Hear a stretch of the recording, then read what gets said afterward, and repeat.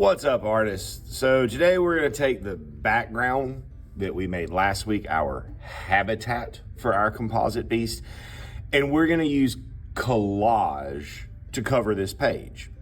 Collage is where we take other pieces of paper. In this case, we're going to be using magazines, and we're going to be cutting things out and gluing them down to color our collage. Now, the big thing to remember when we do this, when we flip through here, we're not looking for pictures of things. We're looking for colors. So like if I needed red, I could just cut this red out here and use that. So I'm gonna start with my water. It's usually best to start with the background of the collage and fill that first. So I'm gonna find myself some blues. So I have a pile of blue. I don't know if this is gonna be enough, but it's definitely enough to start. We want pieces about this size. Now with the glue, we use this, which is regular white glue that's had some water added to it to make it thin. And we're gonna use these cheap paint brushes to spread that glue onto our paper. This is just for doing collage. I feel like this works way better than trying to deal with a bottle of glue or a glue stick. And then we're just gonna start laying those pieces down. Let them overlap each other. Just fill in your space. If you go over some parts of other things, that's okay because we're working from the background up, which means we'll be able to cover that up when we get to it.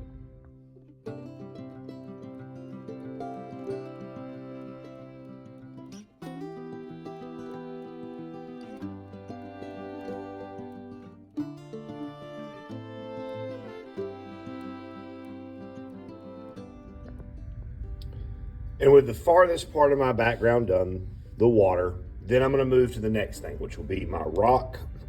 Then I'll do my sand, and I'm gonna do my pieces of seaweed very, very, very last.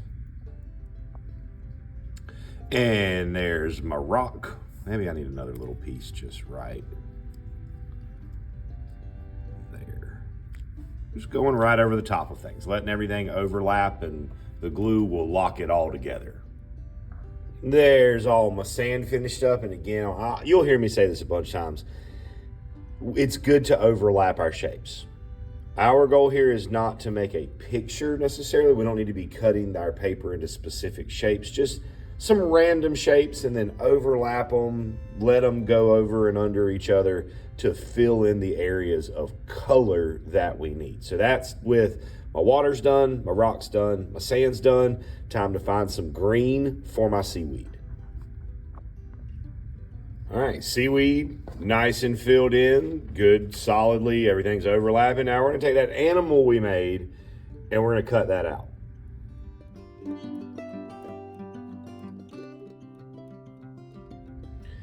And then our last step to completion is to pick a spot in our collage for our composite beast to live. And maybe don't touch the paper yet because it will probably have wet glue on it. Just kind of find a spot you like. I think I'm gonna go right here. Again, just use that brush. Don't have to be neat with this glue. We just kind of slop it on there like it was paint.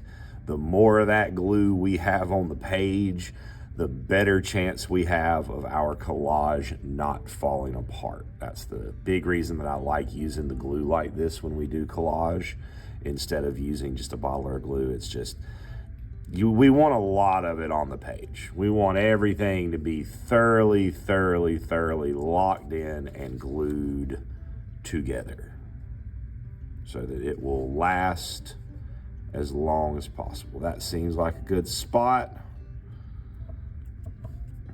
Give it a little press down.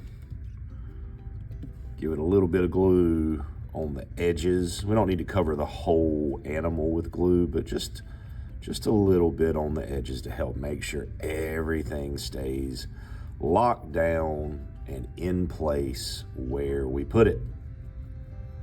Nothing worse than making a collage and then having the stuff that you carefully selected and attached and glued and cut, having that stuff peel off and fall off. And that, my friends, is our completed Composite Beast collage.